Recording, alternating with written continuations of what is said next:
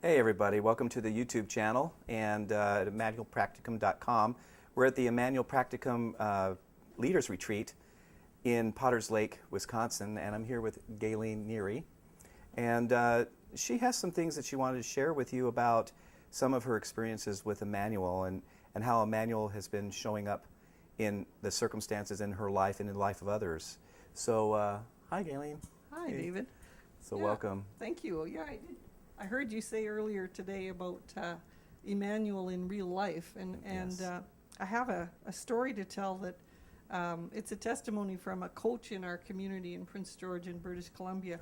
I have my notes because some brilliant things happened, and I think it's important to hear this. But it's a woman who was babysitting her 5-year-old granddaughter, Eva. And as soon as Mom and Dad left, Eva told Grandma about nightmares she'd been having. And Grandma tried to say, well, when Mommy and Daddy come home, you can pray with Mommy and Daddy about it. But Eva wouldn't let it rest. So finally Grandma said, okay, Eva, come and sit on the couch, put her arm around Eva, and said, we'll pray about it. So she said, as she tucked her granddaughter under her arm, she asked about a favorite memory or a part of the camping trip, because she knew that Mom and Dad had taken them on a camping trip. And so when Grandma asked, what was your favorite part? She said, Grandma, it's too hard to pick.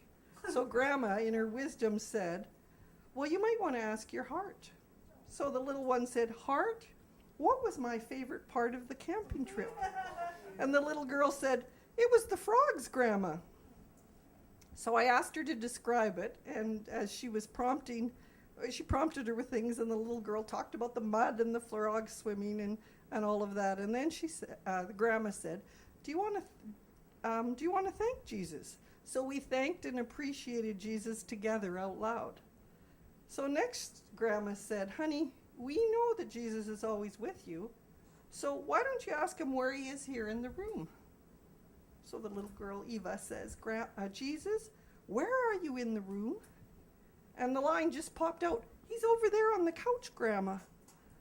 And so Grandma said, well, what is he wearing? And Eva said, well, he's wearing a long dress, a white dress to here, and a purple thing. Wow. And so Grandma's thinking, wow. So Grandma said, what about his hair? What color is his hair? His hair is brown, Grandma, and he has a beard. And so then Grandma asked, do you want to ask Jesus? Oh, no, first she said, what kind of a mood is Jesus in? Oh, Grandma, he's happy, she said.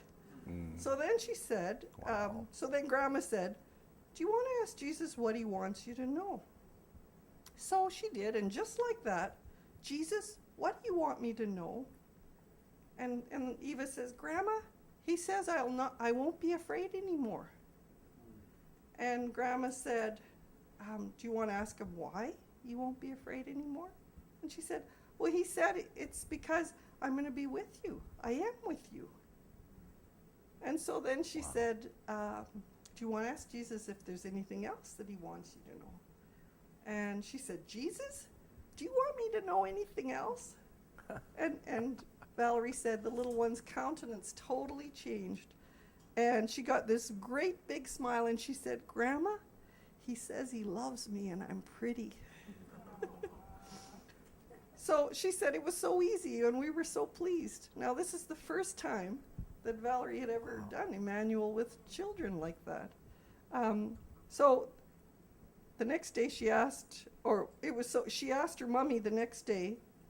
Grandma asked her daughter, how did Eva sleep?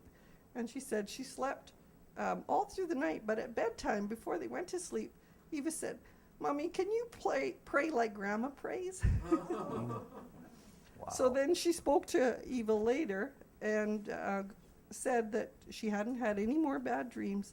And Grandma reminded her, well, if you ever do have a bad dream, remember Jesus is with you. And you just have to ask him what he wants you to know. Wow. That's No nightmare since then? And no nightmare since then. The nightmares had stopped. She checked in later in the month. And so it's been a neat story for Valerie to share with adults who often wonder, how do you do Immanuel with children? Yes. And Valerie just did it naturally. This is concern for her granddaughter, but also in sharing with other children. And what it did was open a door for children to recognize they could see and hear from Jesus and that he's with them too. So. Yeah, so thank you for sharing that. It's so good. And we're finding too that there are a lot of people that are beginning to ask about how to do an Immanuel prayer time with their kids. And that's perfect. Great example. Isn't it cool? Yeah. So, Gaylene, thank you very much. You're welcome.